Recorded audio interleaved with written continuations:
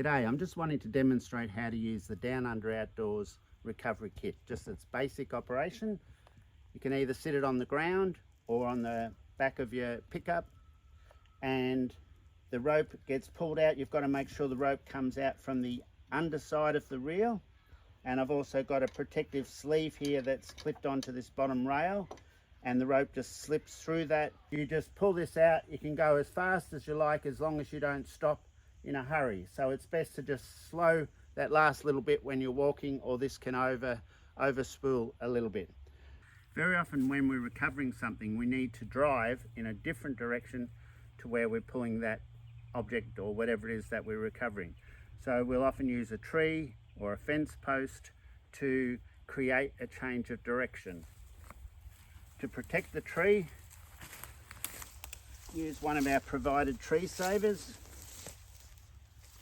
Then connect that with a soft shackle, and we've got a snatch ring here that we put the rope in first before we connect it up.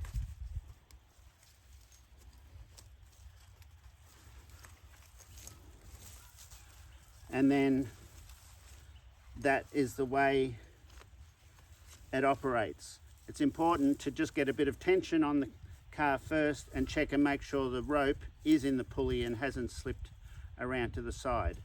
The kit comes with 2 sets of this whole setup, so you can have 2 direction changes if you need. Once you've taken out as much length of rope as you need, you can just sit the reel up in the back of your car. The beauty of the recovery kit is that it doesn't matter what length you need, you can control the length at whatever you like. The way we do that is using these figure 8 rings.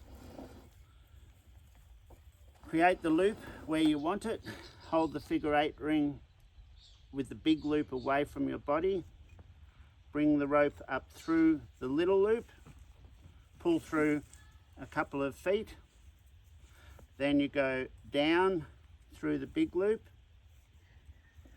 then around through the middle, then back up through that big one like that. If you tie it any other way than this, it most likely won't work or it will damage the rope. So this is extremely important to follow this exact loop.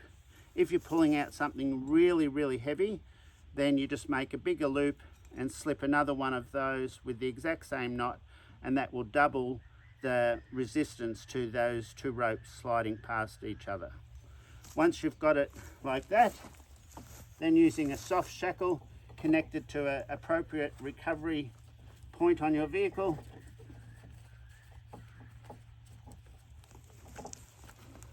like that, and now you're all ready to drive forward and pull whatever it is out of the mountains. When it's time to recover the rope, if you've run out most of the reel, it can be quite hard to wind a really long length back in rugged, rough terrain.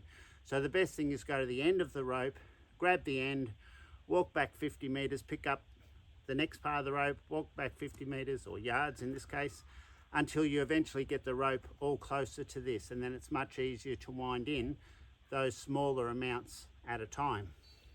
In this case, I haven't got much out. I put my toe on the bar at the back on the ground, and I put my elbow on here, and that keeps this nice and solid. Then I just hang on to the sleeve, and that way I don't need to wear gloves, and I can control where it goes onto the reel. And then at the very end, I just tuck that in around like that, and then it's all ready to go back in the car.